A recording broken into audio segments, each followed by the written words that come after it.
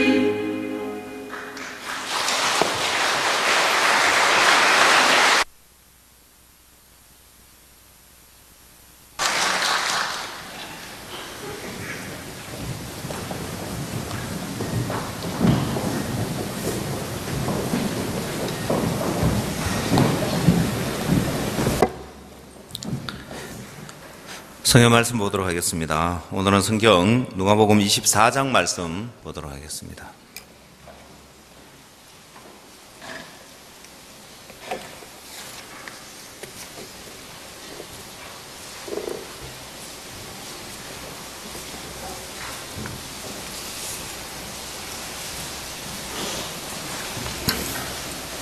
누가복음 24장 13절 말씀부터 제가 읽도록 하겠습니다.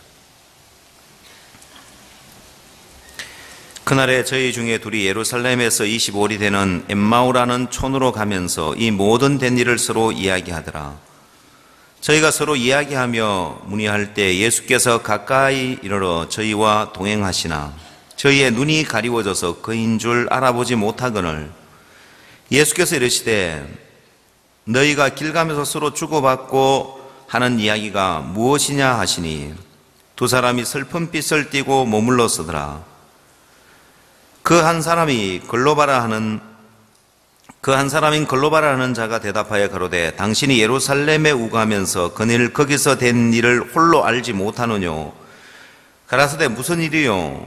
가로되 나사렛 예수의 일이니 그는 하나님과 모든 백성 앞에서 말과 일에 능하신 선지자여늘 우리 대제사장들과 관원들이 사형 판결에 넘겨주어 십자가에 못 박았느니라. 우리는 이 사람이 이스라엘을 구속할 자라고 바랐노라. 이뿐 아니라 이 일이 된 지가 사흘째요.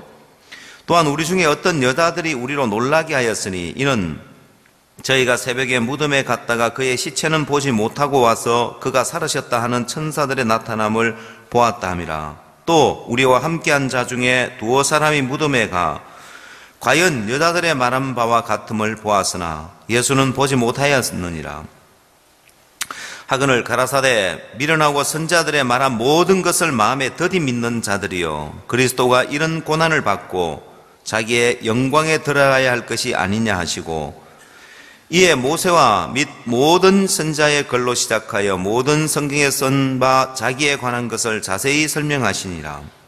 저희는 저희의 가는 촌에 가까이 가매 예수는 더 가려 하는 같이 하시니 저희가 강건하여 가로되 우리와 함께 유하사이다. 때가 저물어 가고 날이 이미 기울었나이다 하니 이에 저희와 함께 유하로 들어가시니라. 저희와 함께 음식 잡수실 때 떡을 가지사 축사하시고 떼어 저희에게 주시매 저희 눈이 밝아져 그인 줄 알아보더니 예수는 저희에게 보이지 아니하시는지라.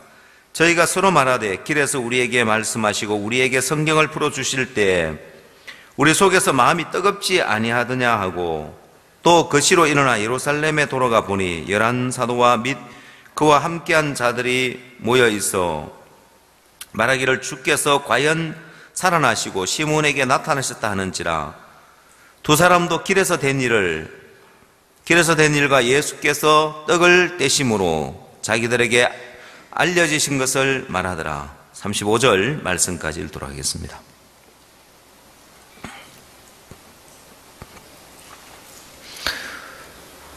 지금은 2017년도가 되었는데 1800년대에는 많은 일들이 이렇게 있었습니다. 많은 발견들, 또 많은 발명들, 많은 작품들 1800년대에 와서 왜 그렇게 많은 발견, 발명, 명작들, 또 명화, 명곡, 많은 변화가 있었는데 그 중에 1800년대 인물 가운데 멘델이라는 인물과 다윈이라는 인물이 있는데 이 둘은 서로 상반된 논문을 발표를 했었습니다. 물론 그 동시대의 인물이고 동시대에 이렇게 발표한 논문이지만은 이 두 사람의 발표 논문은 굉장히 큰 차이를 이렇게 이루었습니다. 다윈은 여러분 잘 아는 바와 같이 종의 기원이라는 논문을 발표하면서 진화론에 대해서 주장을 했었습니다. 그래서 그 책은 종의 기원이라는 책은 학술지였는데 학술지로서 유례 없이 베스트셀러에 오르면서 많은 사람에게 읽혀졌습니다. 그리고 그 시대에 사람들의 어떤 그 의식 속에 큰 변화를 가져줬습니다. 지금도 이제 미련한 사람들은 다인의 그 종의 기원이라는 논문에서 발표된 그 사실을 마치 그것이 학문인 것 마냥, 사실인 것 마냥 진화론을 믿고 있는 사람들이 이렇게 있는데, 다인이 주장한 그 가운데는 이게 만약에 학문적으로 입증이 되면은 법칙으로 남습니다. 어떤 법칙, 뭐 진화의 법칙이라든지 뭐 어떤 법칙으로 남는데, 법칙은 아무것도 없습니다. 가설과 그냥 론에 불과한 글로 그냥 끝나버렸습니다. 반면에 멘델의 논문은 그 당시 사람들이 아무도 관심을 가져주지 않았습니다.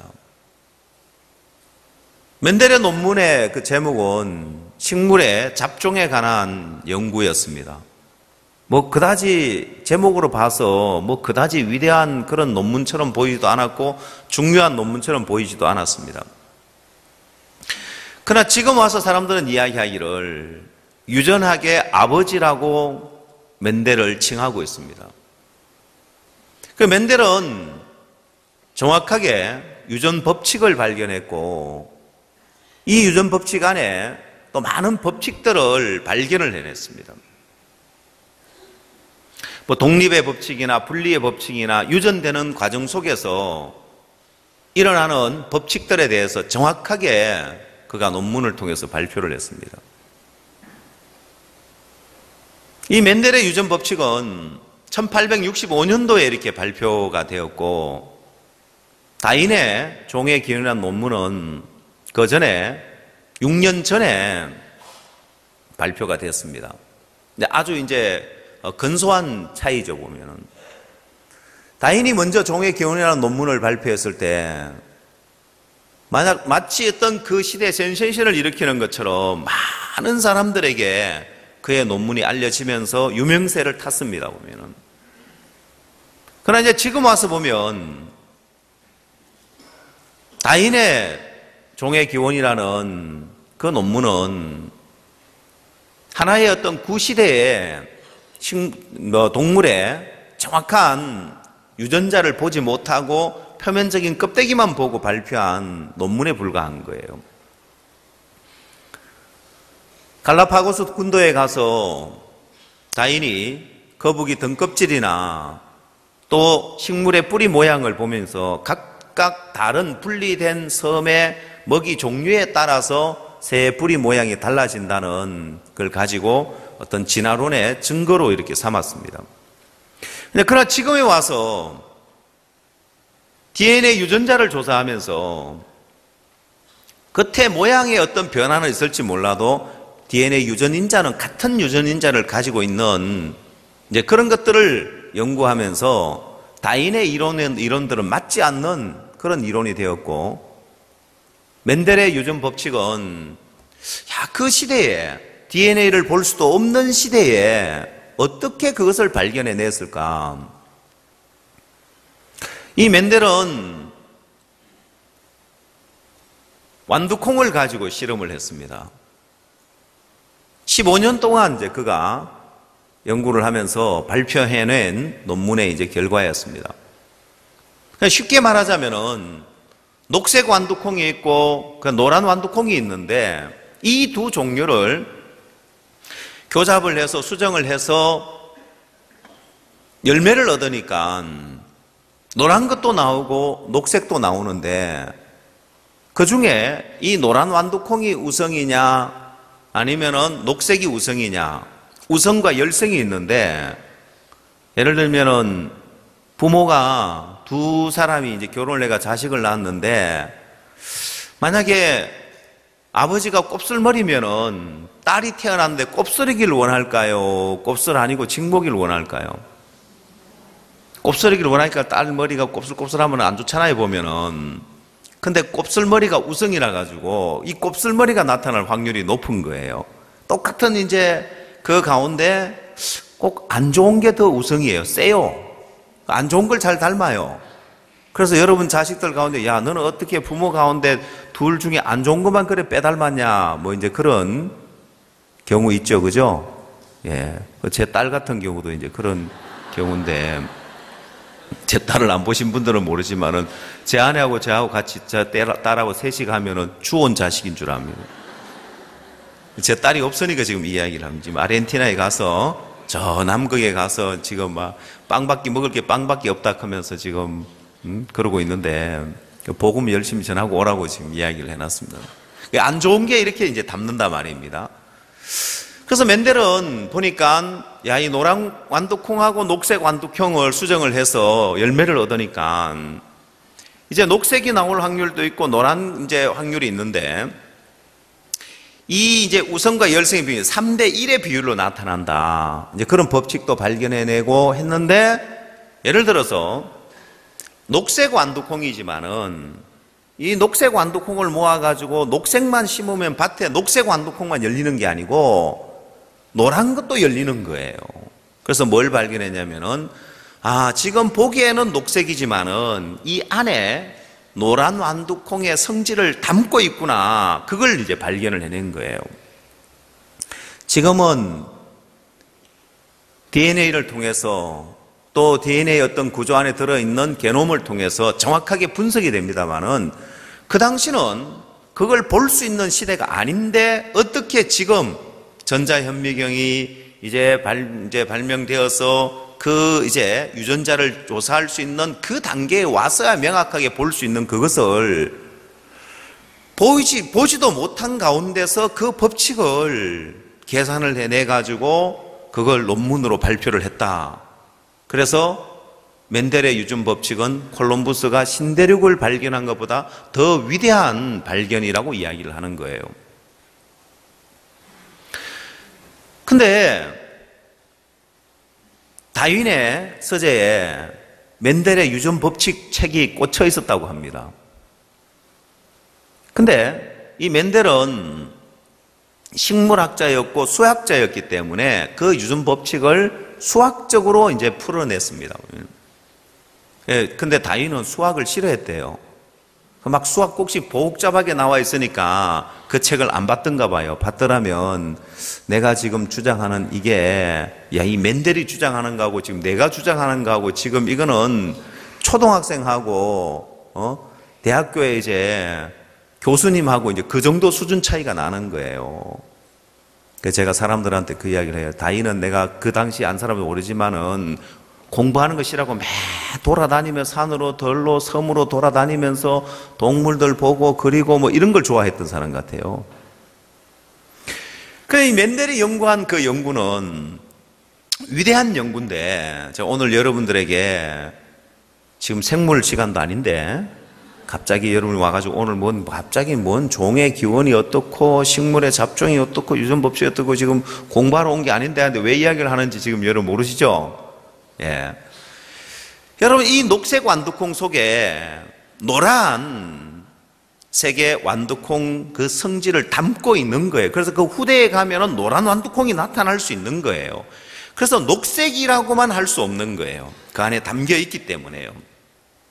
자, 그것처럼 우리 인간의 생각은 아무리 선해 보여도 그 안에 하나님이 항상 악하다고 했기 때문에 그 악의 유전인자를 담고 있다고 보면 되는 거예요.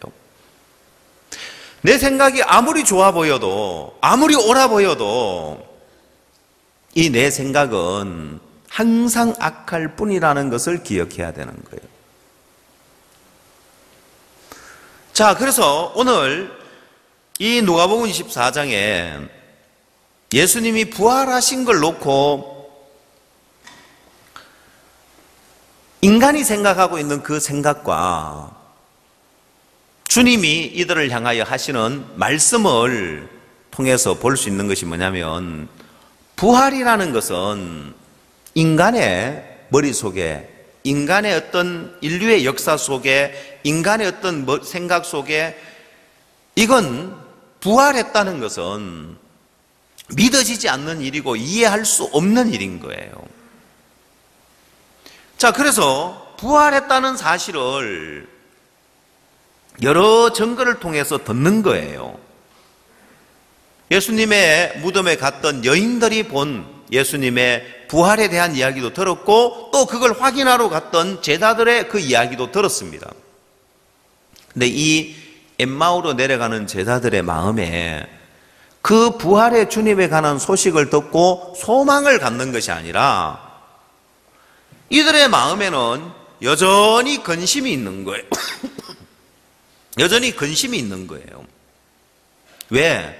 이들의 마음에 말씀의 판단을 받아들이지 않고 말씀을 믿는 믿음이 없으니까.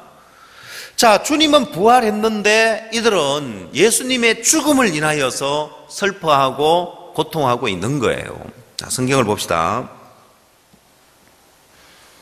예수님이 이들에게 묻습니다. 17절, 누가복음 24장 17절. 예수께서 이르시되 너희가 길 가면서 서로 주고받고 하는 이 이야기가 무엇이냐 하시니 두 사람이 슬픈 빛을 띠고 머물러 서더라.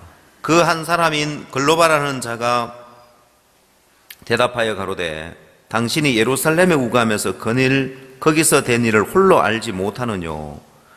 가라사대 무슨 일이뇨? 가로되 나사렛 예수의 일이니 그는 하나님과 모든 백성 앞에서 말과 일에 능하신 선자연을 우리 대제사장들과 관원들이 사형 판결에 넘겨주고 십자가에 못 박았느니라. 우리는 이 사람이 이스라엘을 구속할 자라고 바랐노라.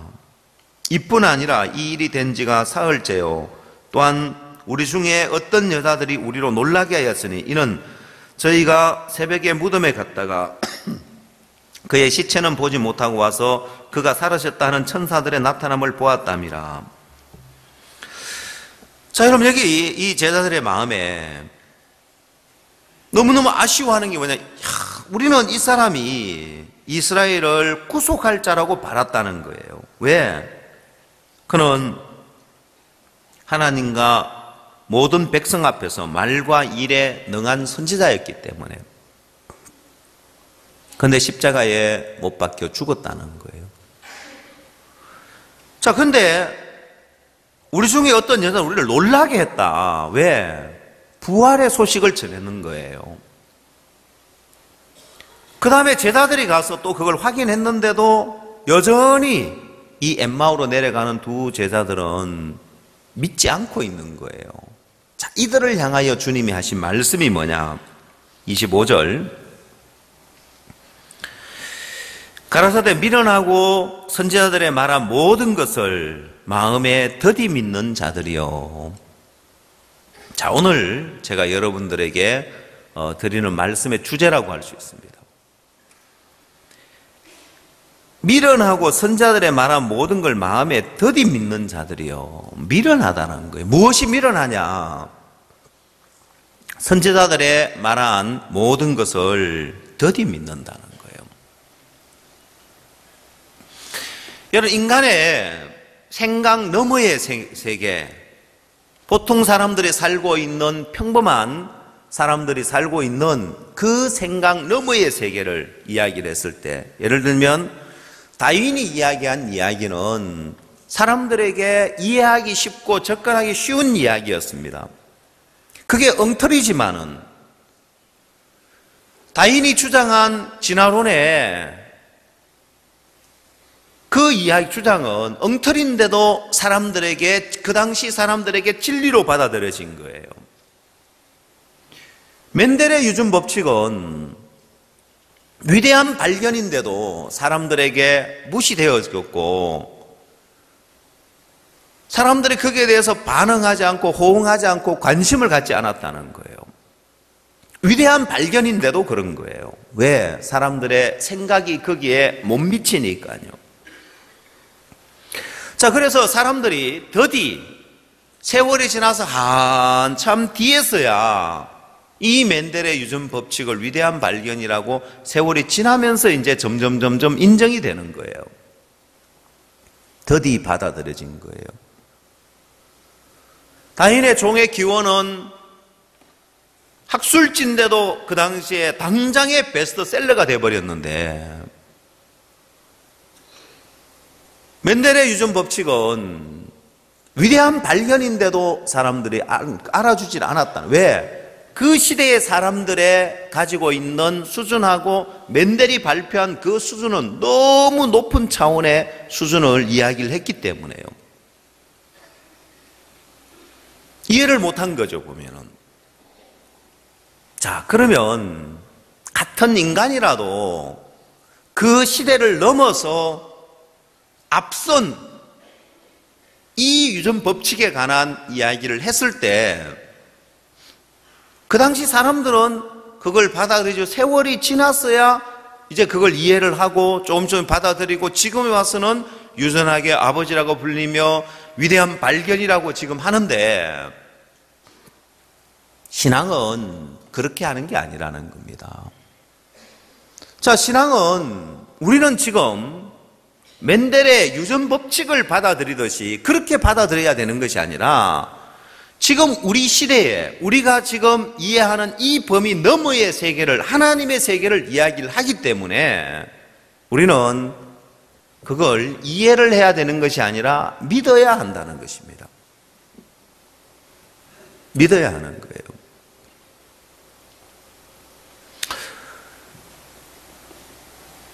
자, 그래서 근데 이 제자들의 마음에 예수님이 책망하시는 건 뭐냐면은 선지자들의 말한 모든 것을 마음에 더디 믿는 자들이여 했는데 선지자라는 것은 먼저 아는 사람들이라는 거예요. 하나님이 이들에게 말씀하셔서 먼저 알려준 거예요. 그러면 선지자의 말씀이라면은 내가 이해가 가든 이해가 가지 않든 무조건 그건 받아들여야 하는 거예요. 근데 문제는 멘델의 유전 법칙을 받아들이듯이 그 시대에는 무시되다가 세월이 지나서 많은 세월이 멘델이 죽고 난 다음에 조금 알려지면서 지금에 와서는 이제 위대한 발견이라고 이야기를 해주고 있단 말입니다. 자, 이걸 사람들이 더디 받아들인 거예요. 멘델의 유전 법칙을 더디 받아들인 것처럼 사람들은 하나님의 말씀을 더디 받아들이는 거예요. 그래서 선지자의 말한 모든 것을 마음에 더디 믿는 자들이요 하면서 책망하시고 미련하다고 이야기를 하는 거예요. 신앙은 하나님 우리에게 이해 안 되는 세계를 명하시는 거예요. 그래서 우리는 그걸 믿어야 하나님 역사를 경험하고 능력을 경험하지 내가 이해가 되고 납득이 될 때를 기다리면은 하나님이 쓸 수가 없는 거예요. 자, 성경 말씀을 하나 봅시다. 열왕기와 7장을 한번 찾아보십시오.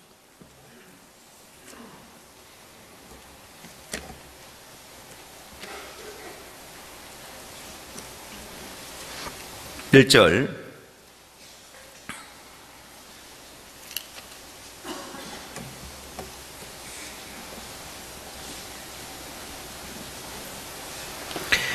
엘리사가 가로되 여호와의 말씀을 들을지어다. 여호와께서 가라사대 내일 이맘때에 사마리아 성문에서 고운가루 한 사에 한 세겔하고 보리 두 사에 한 세겔 하리라 하셨느니라. 그때 한 장관 곧 왕이 그 손에 의지하는 자가 하나님의 사람에게 대답하여 가로되 여호와께서 하늘에 창을 내신들 어찌 이런 일이 있으리요. 엘리사가 가로되 네가 네 눈으로 보리라. 그러나 그것을 먹지는 못하리라 하니라. 자, 여기 두 사람이 나오는데 엘리사가 나오고 사마리아 장관이 나옵니다. 여러분, 우리는 생각할 때 엘리사는 하나님의 사람이기 때문에 내일 이맘때에 사마리아 성문에서 고운가루 한 사에 한 세겔하고 보리 두 사에 한 세겔 하리라 하는 말은 당연히 그냥 할 수 있는 이야기고 당연한 이야기처럼 보이지만 그렇지 않습니다. 여러분, 엘리사도 사람인데 지금 이 성중이 굶주려 죽어가고 있고 아이까지 삶아 먹는 이런 지경까지 왔는데 하나님이 엘리사에게 야, 너 가서 사마리아 성에 가서 내일 이맘때에 고운가루 한 사에 한 세겔하고 보리 두 사에 한 세겔 할 거라고 해라. 이렇게 말씀했을 때 도저히 이해가 안 가는 거예요. 어디서 양식이 생기냐는 거예요. 양식이 어디서 나서 이렇게 양식이 헐값이 되냐는 거예요. 이해가 안 가는 거예요. 근데 엘리사는 하나님의 말씀을 더디 믿는 것이 아니라 그걸 받아서 그대로 나타내는, 이해 안 가지만은 도대체 어떻게 그런 일이 일어날 수 있단 말이냐, 말도 안 되고 이해가 안 가지만은 하나님의 말씀을 그대로 나타내는 거예요. 사마리아 장관은 아무리 봐도 내일 이맘때에 양식이 고운 가루 한 세 한 세겔하고 보리 두 세 한 이해가 안 가는 거예요. 그래서 자기 생각을 이야기하는 거예요. 하나님이 하늘에 창을 내신들 어찌 이런 일이 있으리요. 자, 그래서 사마리아 장관은 저주를 받았고, 이 엘리사는 하나님의 종으로서의 삶을 사는데 두 차이가 뭐냐? 이해 안 되는 이야기지만은 하나님의 그 뜻을, 하나님의 마음을 그대로 나타내느냐, 아니면 자기 생각과 자기 판단을 가지고 거부하느냐. 여러분, 이 사마리아 장관 속에 올라오는 생각, 하나님이 하늘에 창을 내신들 어찌 이런 일이 있으리요. 인간의 눈으로 봤을 때 타당하고 합당한 이야기처럼 보이지만은 인간의 생각은 그 안에 악한 유전인자를 담고 있다고 보면 되는 거예요. 악한 거예요. 그래서 자기 생각을 이야기하고 자기 판단을 이야기할 때 그게 대적이 되는 거예요.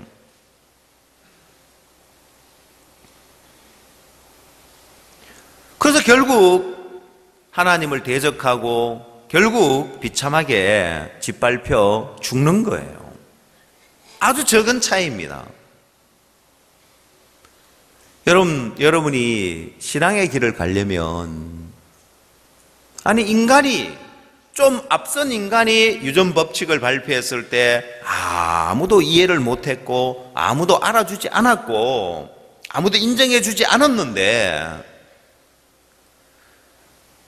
세월이 지나서 보니까 위대한 발견을 하고 바뀌어지는 것처럼 하나님의 말씀은, 하나님의 뜻은 내가 도저히 이해가 안 가도 그걸 믿음으로 받아들여야 되는 거예요. 그래서 우리는 그 길이 있는 거예요. 이 신앙의 길이라는 것은 우리가 갈 수 없는 길을 가게 만들고 할 수 없는 일을 하게 만드는데, 그게 뭐냐면은 믿음의 길이라는 것입니다.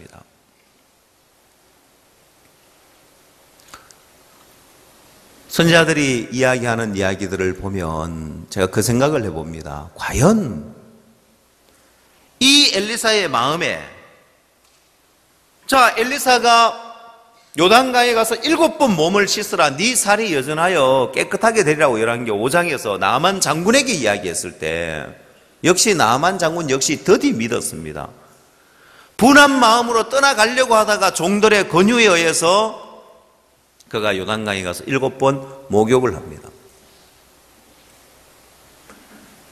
여러분, 선지자 엘리야가 사르밧 과부에게, 가루 한 움큼밖에 없는 이 과부에게 떡을 하나 만들어 오라고 이야기했을 때, 뻔히 가난한 과부고 먹을 것이 없는 여잔데 가루통에 가루가 넘쳐날 거라고 이야기할 때,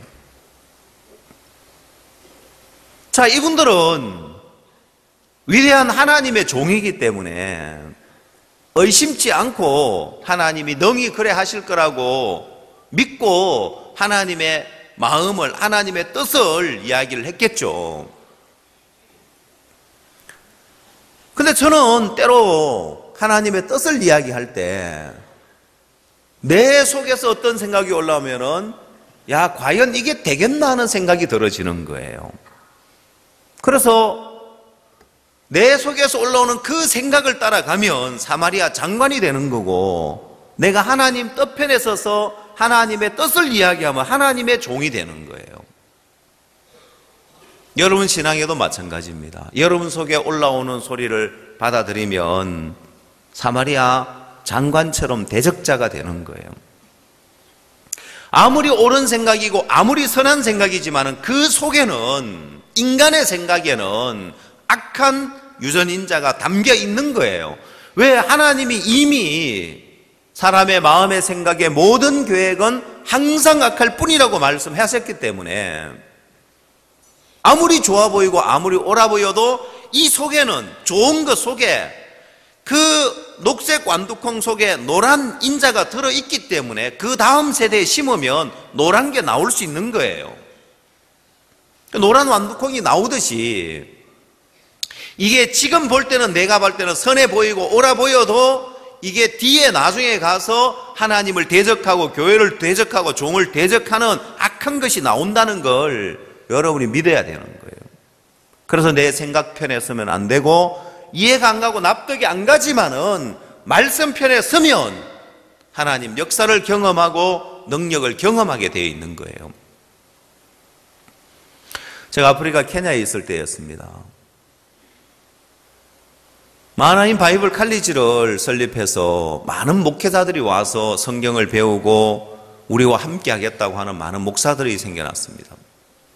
어느 날 박 목사님께서, 박 목사님 처음 이제 케냐에 가셔서 야요 스타디움에 집회에 초대를 받아갔습니다. 그래서 말씀을 전하러 갔는데, 우리가 그 당시는 선교사님이 없었고 처음으로 박 목사님이 가셨기 때문에 가서 목사님이 말씀을 전하는데 복음을 전하셨을 거 아니에요. 근데 시간을 조금밖에 안 주는 거예요. 근데 그들이 요구하는 것은 헌금 많이 거두기 위해서 헌금하라고 이제 하는 그 이야기와 그냥 설교 조금 하기를 바랬는 거예요. 근데 목사님은 복음을 전하기를 원하셨습니다. 충분한 시간이 주어지지 않아서 목사님 마음에 점심시간이 되니까 사람들이 스탠드에 그대로 앉아있는 사람들이 있는 거예요. 그래서 그 땡볕에서 사람들을 모아, 스탠드에 있는 사람들을 모여라고 해서 복음을 전해준 거예요. 목사님 마음에 그 당시에 많은 사람들이 모였었는데 그들에게 마음껏 복음 못 전한 것이 한이 되셨는지 저에게 야요 스타디움에 일반교회 목회자들, 교인들 다 모아서 연합으로 예배를 드리면서 복음을 한번 전해라고 하시더라고요.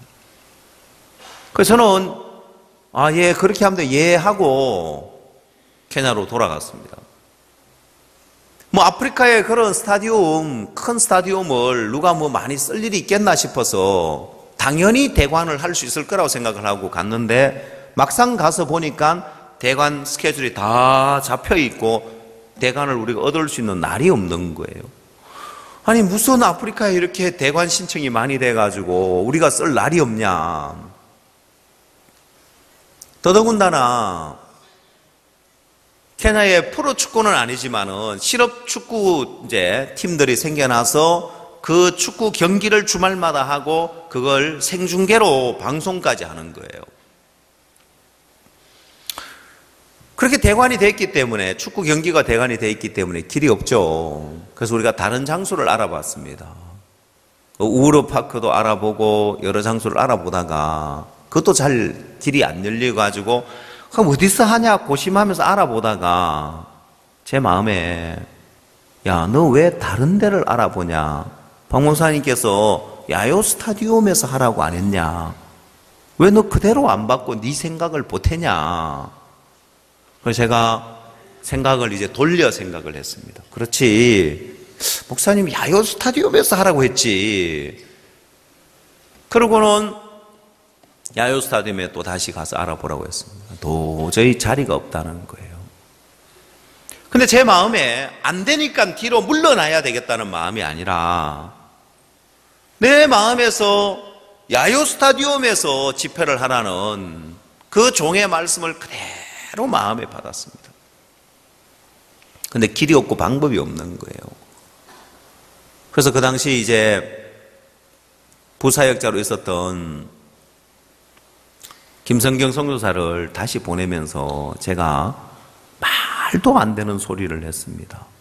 다시 가서 축구 경기 옮겨라고 해라.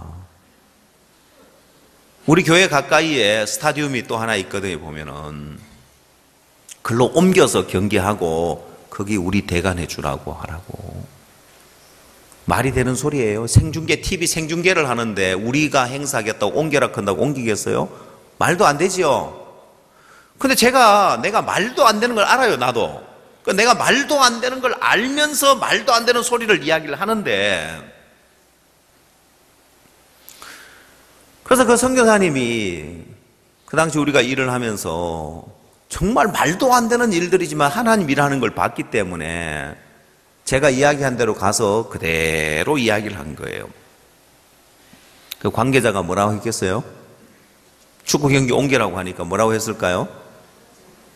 말도 안 되는 소리 하지 마라 큰 거예요. 근데 말도 안 되지만, 우리도 알지만, 말도 안 된다는 우리가 알지만은 말도 안 되는 소리를 내가 부사역자 이야기하고 또 부사역자는 가서 담당자에게 이야기를 했습니다. 담당자로부터 돌아오는 소리는 말도 안 되는 소리 하지 말았겠어요.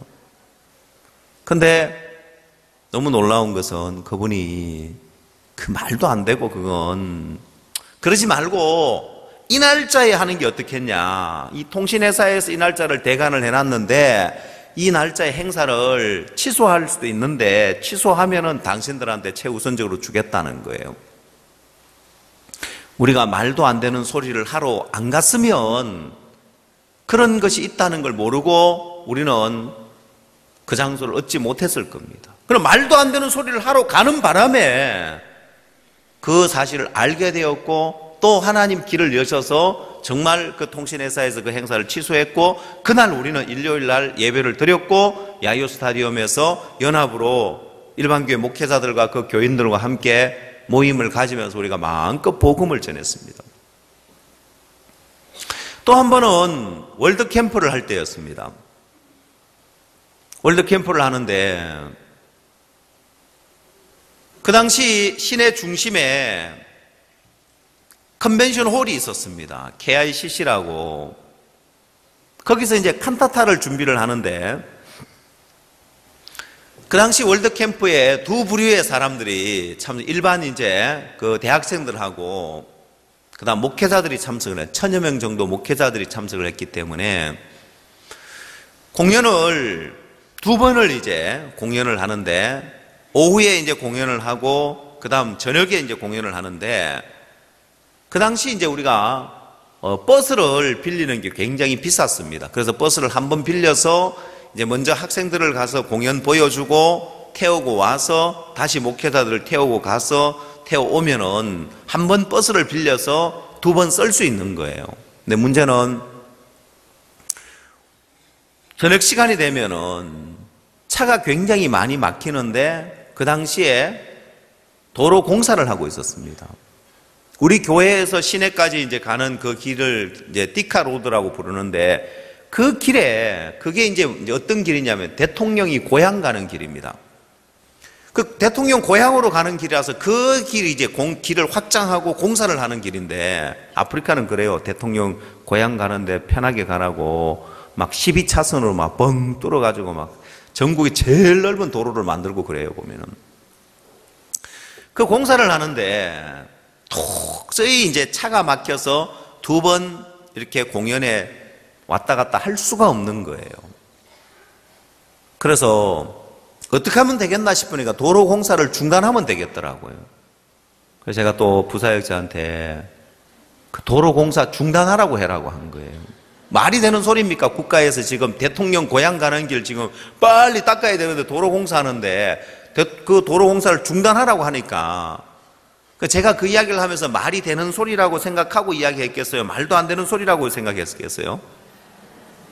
내가 말하면서도 이거 말도 안 되는 또라이 같은 소리라는 거 알아요, 보면은.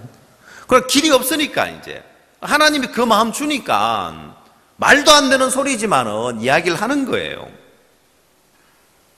그래서 또 이제 그 김성경 선교사 그 당시 이제 제가 그 이야기를 하니까 그 이야기를 청소년부에다가 이제 해야 되는데 하고 싶을까요? 하기 싫을까요?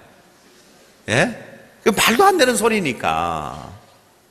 뭐 식사 초대하고 싶다고 오시라고 식사 대접하겠다고 하면 기쁨으로 전화하겠지만은 말도 안 되는 소리를 하니까.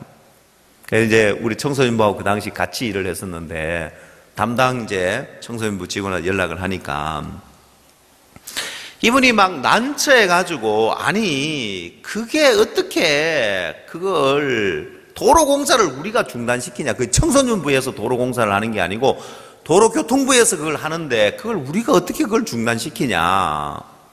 그걸 중단시키려면 우리가 청소년부 장관한테 요청을 해가지고 장관이 편지를 써가지고 그 교통부 장관한테 요청을 해가지고 승인이 떨어져야 되는데 우리가 어떻게 장관 보고 그렇게 저 교통부 장관한테 아쉬운 소리 하라고 그렇게 말하냐. 그래가지고 이제 뭐 옥신각신하게 막 말을 하고 있는데 옆에 다른 직원이 들은 거예요. 왜? 무슨 일인데? 하는 거예요.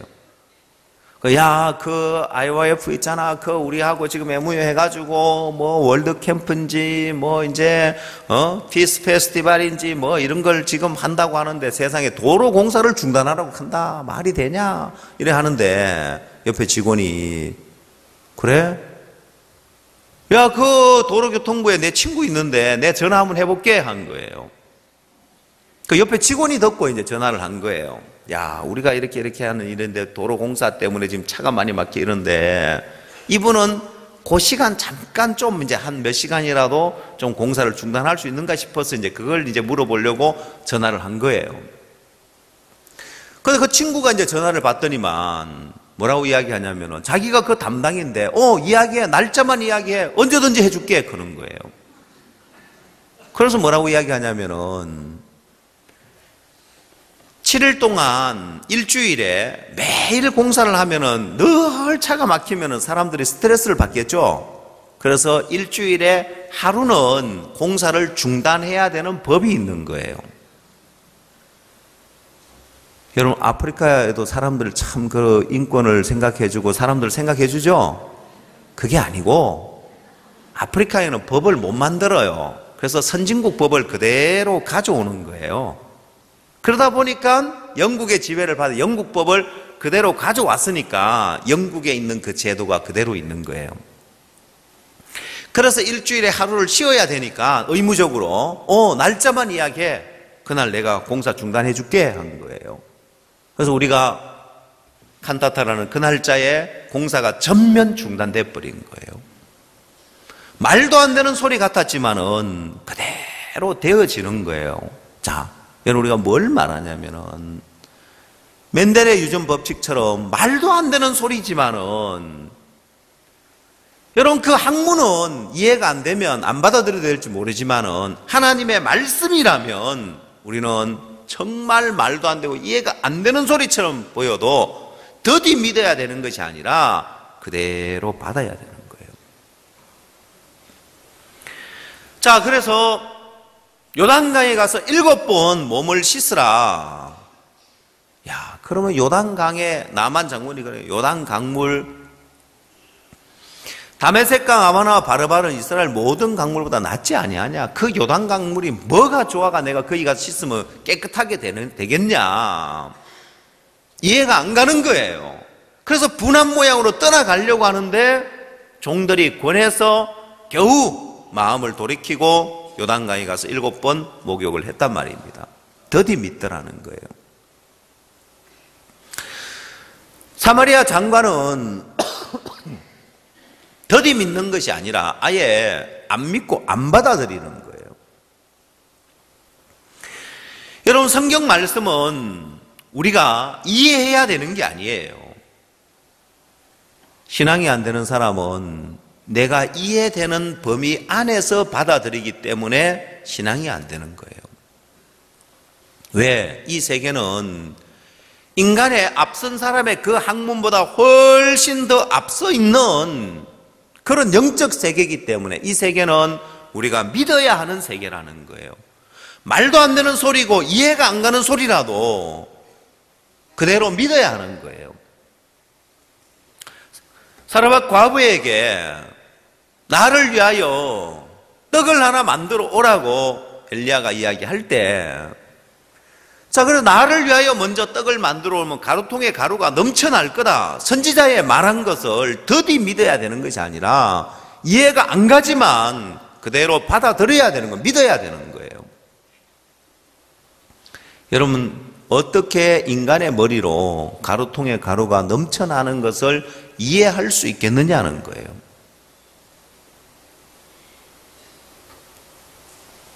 자, 그래서 이걸 믿음으로 받아들일 거냐, 아니면 내가 이해가 될 때까지 기다릴 거냐는 거예요.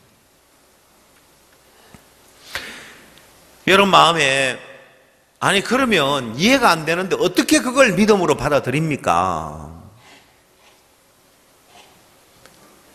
여러분, 당시 1800년대 사람들이 맨델의 유전 법칙을 받아들이기엔 너무 갭이 큰 거예요. 그러면 오늘 여러분이 하나님의 이 말씀을 받아들이기에 너무 갭이 큰데, 이걸 여러분이 받아들이기 위해서 절대적으로 필요한 게 뭐냐, 뭘 하나만 정확하게 여러분 마음의 기준점으로 잡고 있으면 하나님의 말씀을 받아들이기 쉽고 더디 믿는 것이 아니라, 이해 안 가지만은 바로 받아들여가 발을 내디딜 수 있는 게 뭐냐면은, 어디에 기준점을 두고 있어야 되냐면은, 오늘 여러분 마음에 내가 보는 것, 내 마음에 들어지는 생각, 이것이 항상 악하다는 사실을 안다면, 내 마음에 들어지는 마음들, 내 마음에 들어지는 생각들, 이게 악한 것이라는 걸 안다면, 거기에 기준점을 잡고 있으면 내가 이해 안 되지만 하나님 말씀을 받아들이고 하나님의 판단을 받아들이기가 쉬워지는 거예요. 간단해지고 단순해지는 거예요. 사단이 사람들의 마음에 믿음을 갖지 못하게 하려고 굉장히 복잡하게 만들어 놓은 이 신앙의 세계를 단순하게 만들고 쉽게 만드는 게 뭐냐면은 내 마음에 정확한 기준점을 잡는 겁니다.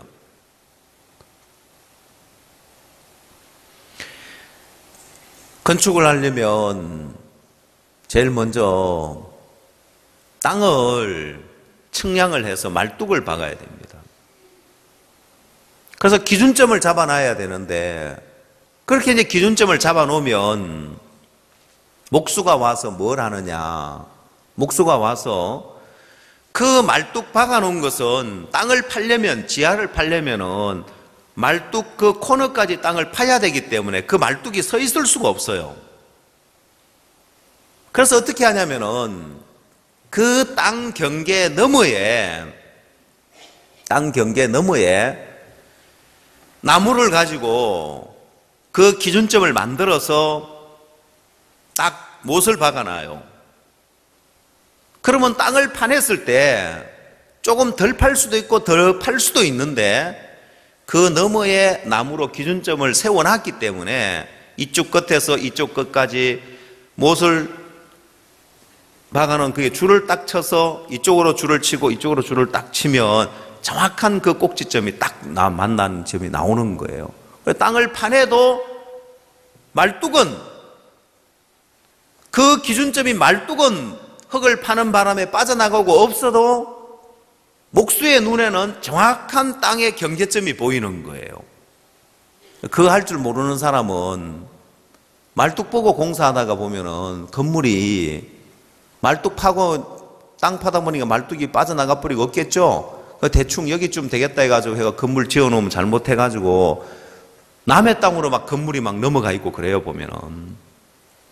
근데 목수는, 제대로 된 목수는 땅을 파내도 그 기준 빨간 말뚝을 빠져나가고 없어도 늘 언제든지 기준점을 알 수 있는 그 기준점을 잡아놓는 거예요.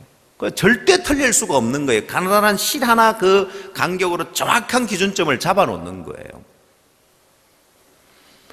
오늘 여러분 마음에 신앙의 그 기준점이 늘 마음에 자리를 잡고 있으면, 그래, 이 생각은, 내 생각은 이건 악한 거야, 이 내 판단은 악한 거야.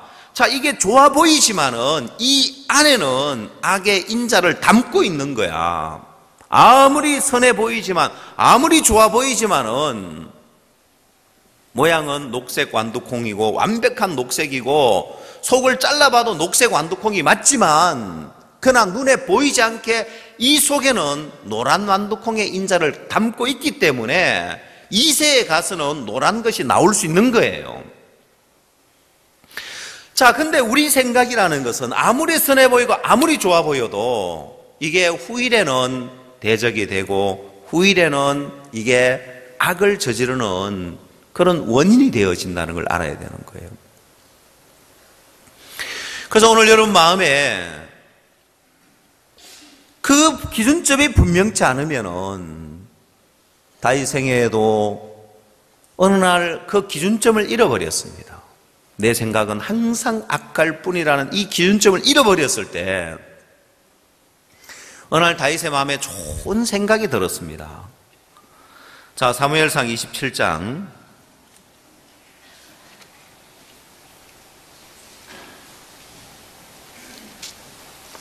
1절 말씀 보겠습니다.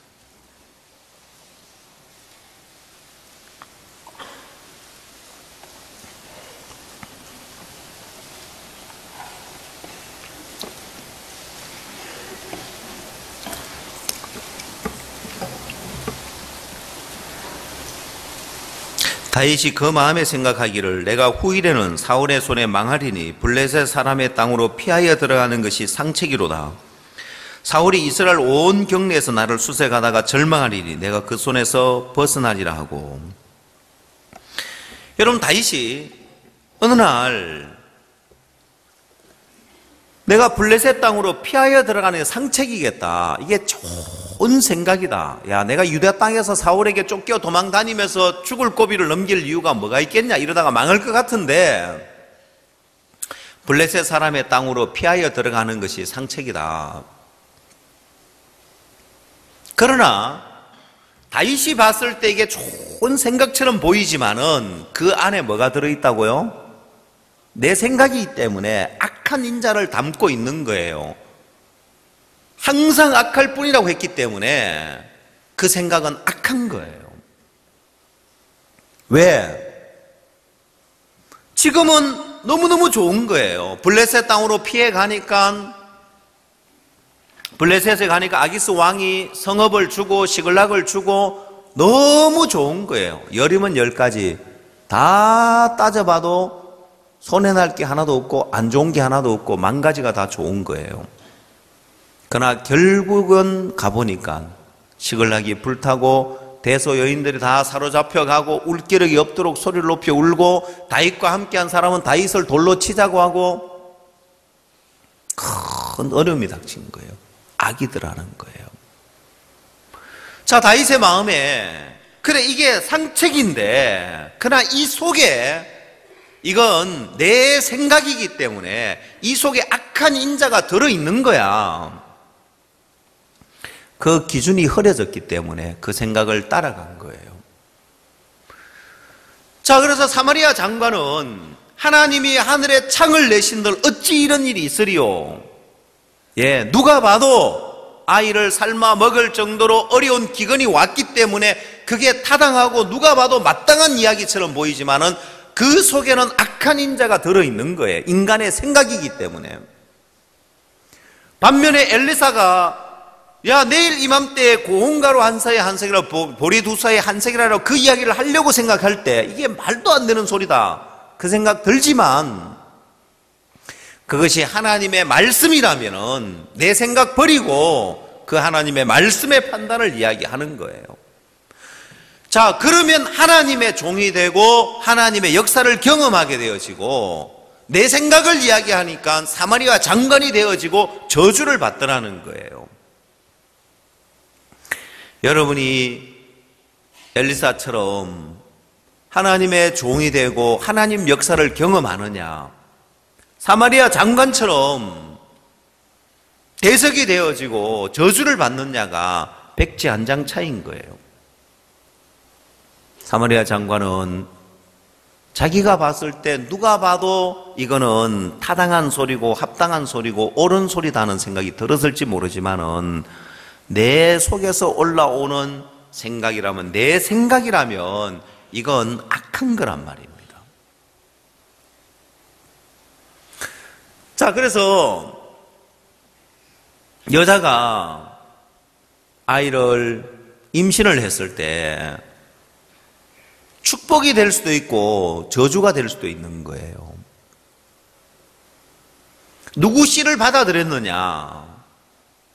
자, 결혼한 아내가 남편의 씨를 받아들여서 임신을 했으면 축하받을 일이지만은 다른 남자의 씨를 받아들였으면은 그건 죄악이란 말입니다. 누구 씨를 받아들였냐는 거예요. 그럼 여러분, 그 아이가 잘생겼냐, 못생겼냐, 똑똑하냐, 똑똑하지 않느냐, 그게 중요합니까? 예? 내 남편 보니 좀 멍청한데 저 남편 씨를 받아들여가요 멍청한 애 놓는 것보다 똑똑한 사람 씨를 받아들여가 똑똑한 애를 낳는 게 낫지 해가지고 말이 돼요? 누구 씨를 받아들였냐는 거잖아요. 잘났든 못났든 잘생겼든 못생겼든 누구 씨를 받아들였냐가 중요한 것처럼 그리스도인은 이 하나님의 말씀은 씨와 같아요. 누구 씨를 받아들였냐는 거예요. 내 생각의 씨를 받아들였느냐 아니면은 말씀의 씨를 받아들였냐는 거예요. 그래서 내가 이해가 안 가고 말도 안 되는 것처럼 보여도 엘리사는 하나님의 말씀의 씨를 받아들이는 거예요. 그리고 내일 이맘때에 고운 가루 한 사에 한 세겔하고 보리 두 사에 한 세겔하리라고 그 이야기를 하는 거예요. 사마리아 장관은 하나님의 씨가 아닌 자기 씨를 받아들인 거예요. 그러고는 하나님이 하늘에 창을 내신들 어찌 이런 일이 있으리요 하는 거예요. 그게 악이란 말입니다. 그게 대적이라는 거예요.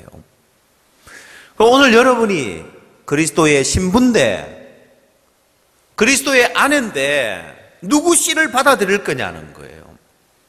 내 속에서 올라오는 내 생각의 씨를 받아들이는 이건 죄악이구나. 내가 하나님의 그리스도의 신부기 때문에 하나님의 말씀을 받아들이고 그리스도의 말씀을 받아들여야 되는구나. 이해가 안 가도 납득이 안 가도 그 씨를 받아들이는 거예요. 그러면 오늘 여러분 마음에 엘리사가 되느냐 사마리아 장관이 되느냐 이 두 사이에서 무엇을 받아들이냐에 따라서 나뉘어지게 돼 있는 거예요. 위대한 하나님의 종 엘리사가 되는 건 멀리 있는 것이 아니고 하나님의 대적 사마리아 장관이 되는 거 멀리 있는 것이 아닌 거예요. 신앙이 좋으냐 안 좋으냐 그게 멀리 떨어져 있는 게 아니에요. 내가 지금부터라도 오늘 이 시간부터라도 내 마음의 정확한 기준점을 잡고 그래 내가 지금까지 이 기준점 없이 살아왔는데 내 속에서 올라오는 생각, 내 판단, 인간의 생각은 항상 악하다고 했기 때문에 이 기준점을 잡고 이 씨를 받아들이면 내가 사마리아 장관이 된다. 이 씨앗을 받아들이면 내가 대적이 된다. 그러나 내가 하나님 말씀의 판단을 받아들이면 교회 인도를 받고 말씀의 판단을 받아들이면 엘리사가 되는 거구나. 이 둘이 멀리 떨어져 있는 게 아니란 말입니다. 백지 한 장 차이인 거예요.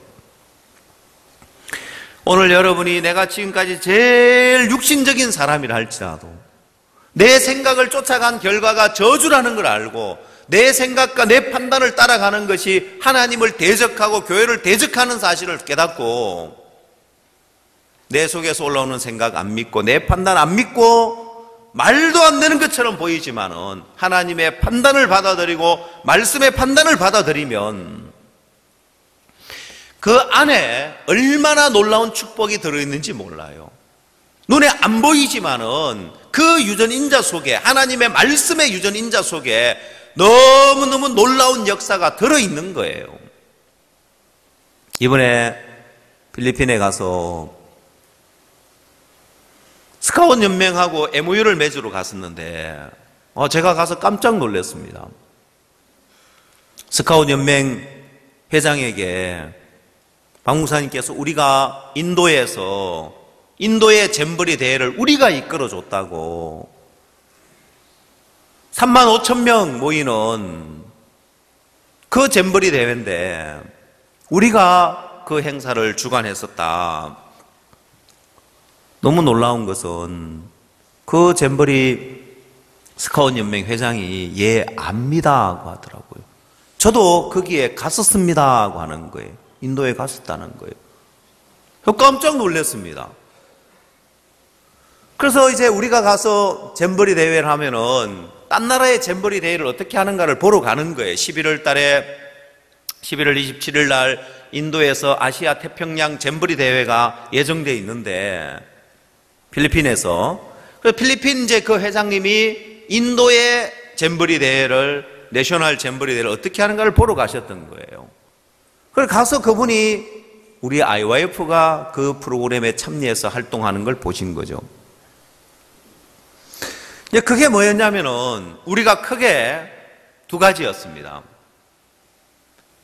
하나는 인도에서 이제 립싱크로 칸타타 공연을 해준 거 하고 하나는 마인드 교육을 한 거였습니다.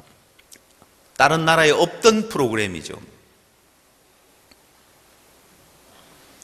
또한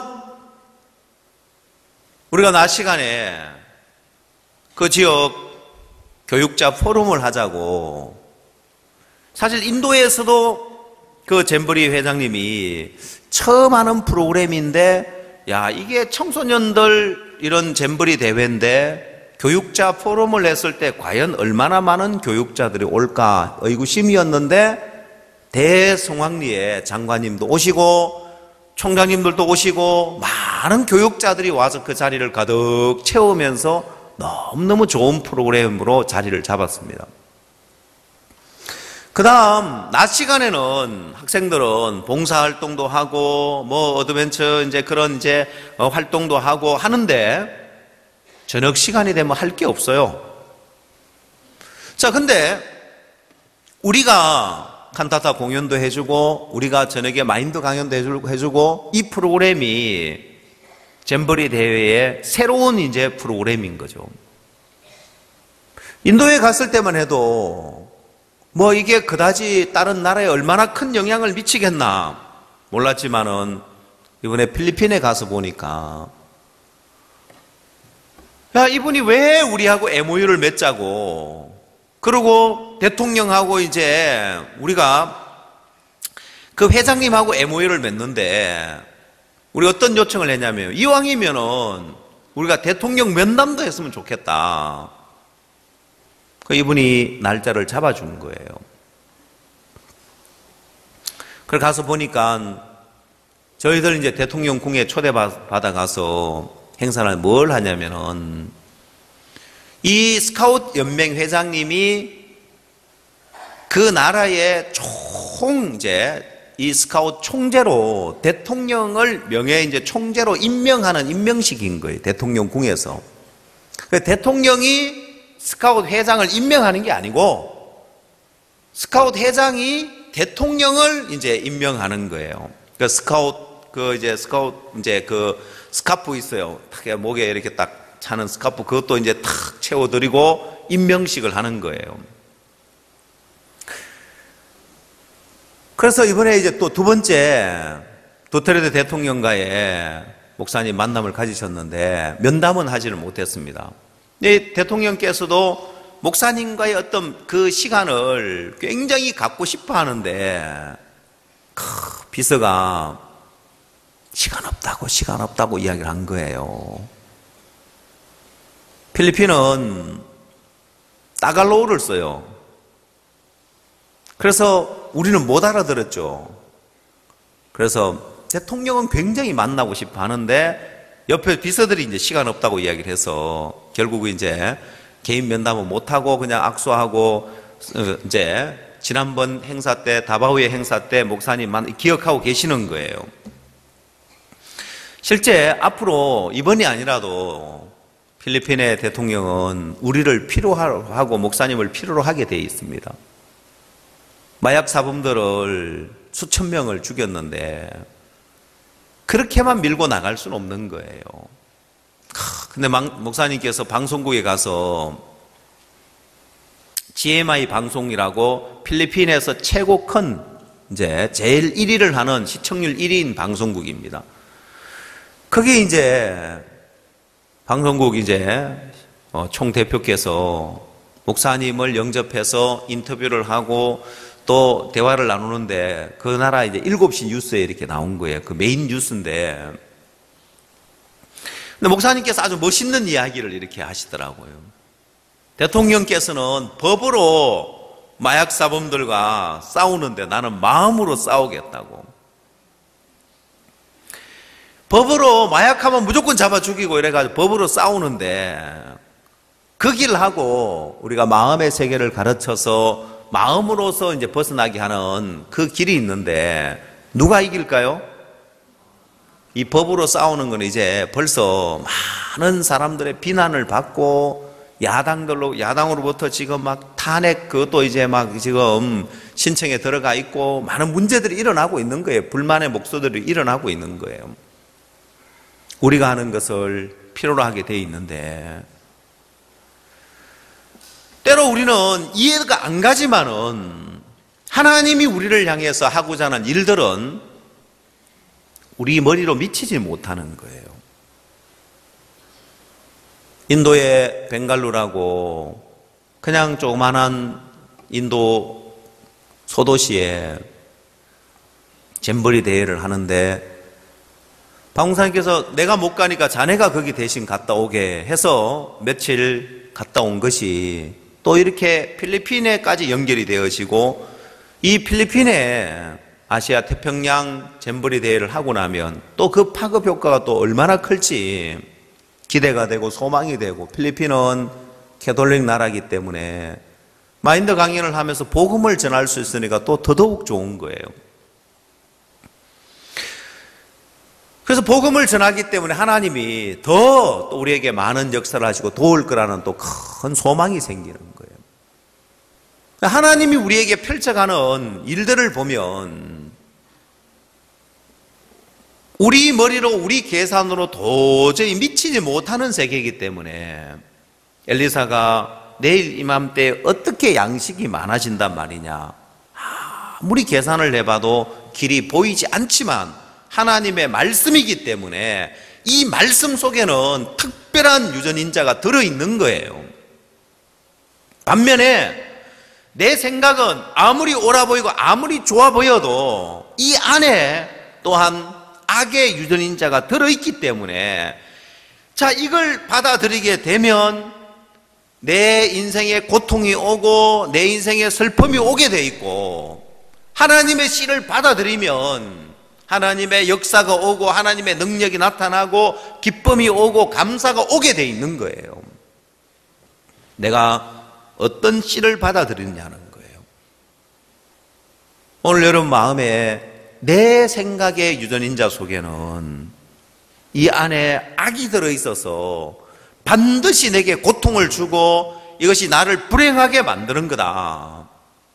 하나님의 말씀은 이해가 안 되지만은 도저히 안 될 것처럼 보이고 불가능해 보여도 이 안에 특별한 유전인자가 들어있어서 하나님의 뜻을 이루고 하나님의 능력이 나타내고 없던 길도 하나님의 길을 만드시면서 내게 축복이 되고 감사가 되고 영광이 되는 거다. 어제 동문회를 하면서 많은 부스가 있었습니다. 대부분 많은 부스가 먹는 부스였습니다. 각 나라별로 이제 음식들 해서 그래 누가 그러더라고요.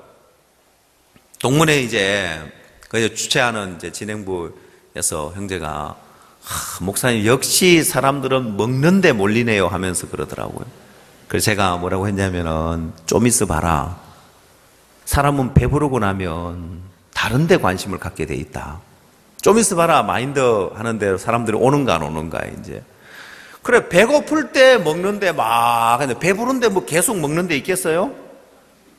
아닌 게 아니라 이제 배부르게 먹고 나니까 사람들이 우리 마인드 부스에 와서 많은 사람들이 관심을 갖고 또 함께하는 모습을 봤는데 이제는 어디를 가든지 마인드를 통해서 우리가 많은 일을 하는데 지금 이제 저들 이제 교회를 각 부서마다 단체들을 만들고 있습니다. 이제 단체 없는 그런 이제 부서가 없을 정도로 주의 학교도 아동심리연구소 이제 만들어서 등록을 했고, 그 다음 모든 부서들 다 이제 비영리 단체로 등록을 해서, 실버는 뭘로 하면 좋겠냐? 노인 심리연구소로 할 거냐? 실버 심리연구소로 할 거냐? 나중에 이제 우리가 법인 번호를 얻으면은 우리 교육원에 이제 상담센터를 이제 운영을 하려고 하는데, 다 이제 법인에서 이제 그 분야를 전문적으로 상담을 해주게 된단 말입니다. 그래서 연락을 하면 연결은 또 최고 상담사들을 또 다 연결을 해주기 때문에 많은 사람들을 개인적으로 상담하고 만나서 상담해주고, 원래 이제 이렇게 상담을 해주면 상담사에게 돈을 내고 상담을 받습니다. 처음에 우리는 무료 상담을 해주려고 하거든요. 무료 상담을 해주면 여러분들이 뭐 마인드 집회하거나 이렇게 연결된 사람들에게 그 홈페이지 주소 주고 주면서 여기에 상담 받으면 된다고 이쪽으로 연락하라고 하면은, 연락을 하면은 전문 상담사가 상담을 해주고 어디로 오라고 해서 상담도 해주고 많은 사람들에게 이제 복음 전할 수 있는 기회도 삼을 수 있는 거예요. 그래서 이제 우리 이제 교회 모든 부서가 주일학교부터 실버까지, 실버는 찾아가는 실버해서 지금 매주마다 계속해서 찾아다니고 있고, 주일학교도 주일학교에서 또 새로운 길이 열려서 많은 곳을 찾아다니면서 주일학교를 할 수 있게 되어지고, 우리 앞에 할 수 있는 일들이 너무너무 많은데 말씀의 씨를 하나 받아들였을 때 이게 되겠나 싶어도 이 안에는 특별한 유전인자가 들어있단 말입니다. 반대로 여러분의 생각의 씨를 받아들이면 이 안에는 악의 유전인자가 들어있어서 아무리 좋아 보여도, 아무리 옳아 보여도 이것은 결국은 내게 고통을 주고 나를 망하게 하는 게 되는 거예요. 신앙이 안 되는 이유는 뭐냐면은 사람들이 어리석어서 자기를 믿어서 자기 속에 올라오는 씨를 받아들이는 거예요. 자기 속에 올라오는 씨를 받아들이니까 그 사람 마음에 보면 불신이 들어지고 불평이 되고 원망이 되고 서운한 마음, 섭섭한 마음 닫고 그렇게 사는 거예요.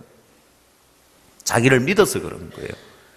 그건 자기 속에서 올라오는 생각의 씨를 받아들이기 때문에 그런 거예요. 말씀의 씨를 받아들였다면은 그 사람 속에 안 될 것처럼 보이던 일도, 불가능해 보이던 일들도 이루어지면서 놀라운 하나님 역사를 경험하게 되어 있습니다. 오늘 여러분 마음에 선지자들의 말한 모든 것을 마음에 더디 믿는 자들이요, 자기 생각은 빨리 받아들이고 자기 생각은 믿고 있으면서 선지자들의 말한 모든 것을 더디 믿는 자들, 미련한 자라고 했습니다. 오늘 여러분 마음에 사마리아 장관이 되느냐 엘리사가 되느냐 하는 것은 하나님의 말씀의 씨를 받아들이느냐 내 생각의 씨를 받아들이느냐 둘 중에 하나로 나뉘어지더라는 거예요. 여러분 마음에 사단이 계속해서 생각의 씨를 넣어주고 그걸 받아먹고 살면서 서운한 마음, 섭섭한 마음 들면 그건 생각의 씨를 받아들였다는 겁니다. 내 마음에 불평, 원망, 불만 들어지면 그건 생각의 씨를 받아들였기 때문에 그렇습니다. 하나님의 씨를 받아들였는데 왜 내 속에 불평이라고 불만이 일어나겠어요? 왜 원망이 일어나겠어요? 왜 서운한 마음이 일어나겠어요? 절대 그럴 수 없는 거예요. 하나님의 씨는 빛이기 때문에 안 될 것처럼 보이지만, 불가능한 것처럼 보이지만 결국은 우리에게 하나님 역사를 경험하게 하고 하나님 능력을 경험하게 하며 우리에게 너무너무 복되고 귀한 열매를 주신다는 거예요. 그래서 오늘 여러분 마음에 내가 신앙이 되고 안 되고는 정말 단순한 그런 차이구나. 지금까지 여러분이 생각의 씨를 받아들였다면 그 안에는 아무리 좋아 보여도 그 안에 악의 인자를 담고 있다. 나를 망하게 하고 내게 고통을 주는 그 악한 인자를 담고 있다. 그 기준점을 정확하게 가지면 내 생각 안 받아들이고 하나님의 말씀의 씨를 받아들이면서 하나님의 역사를 경험하고 능력을 경험하는 복된 삶이 될 거라고 믿습니다. 기도하겠습니다.